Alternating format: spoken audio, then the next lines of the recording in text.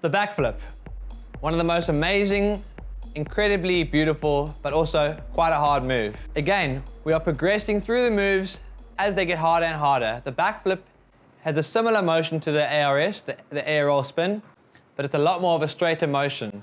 So what we're looking for is to really get ourselves a lot more squared off with our board as opposed to getting a half roll and tucking it in for a 360 spin.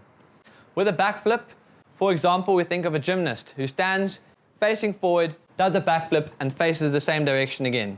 It's the same concept for bodyboarding. Once we've found the section we want to launch off, we really want to get the angle right and just go straight back off that section. So the three things we want to talk about is speed, the right section, and head movement. The fundamentals. So speed, how do we get speed? Once we've dropped into the wave, we want to shift our body weight forward on the bodyboard, really keep that elbow on the board so there's no drag, engage the rail so the board carves into the wave, look to where we're going, use that speed to really find the section that we want to boost off.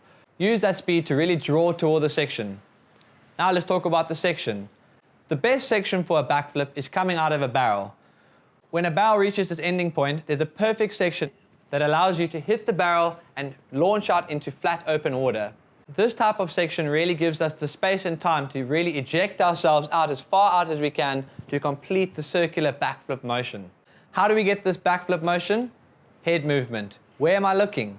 Same as any other thing we try on a bodyboard. Where are we looking? So what we want to do is once we've found this section, launch off it, throw our head straight back. So you want to be throwing it right back. Anything to the side will tell your body, oh, I need to turn to the side. Oh, I need to turn to that side. We want to go as straight back as possible.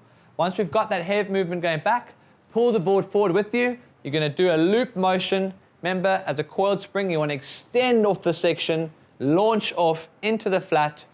Now, of course, doing the backflip, you're going to be landing facing the wave with your back to the shore. So a key thing to remember is keep that body weight forward on the board so that the tail of the board doesn't dig into the water. Once you've done that, legs crossed, spinning around. Now you want to face the beach again. Remember, head tilted, turning to the side and spinning the board in a 180-degree motion to face the beach. And that's the key step to performing the backflip. What we want to do when we land a backflip is really use our arms to extend our body away from the board and just take the impact like a spring. Sometimes you might flop over and land on your belly. That's fine, that's how we learn. But remember, we really want to keep that frame. That's why it's so important to keep that elbow on the board. That's your spring, right there. You want to land nicely onto the spring motion, keep that body forward, lift your legs up so you don't dig the tail in. Then you want to spin around in a 180-degree motion. Remember, using your head. So get out there, practice your backflips, practice your head movement, choose the right section.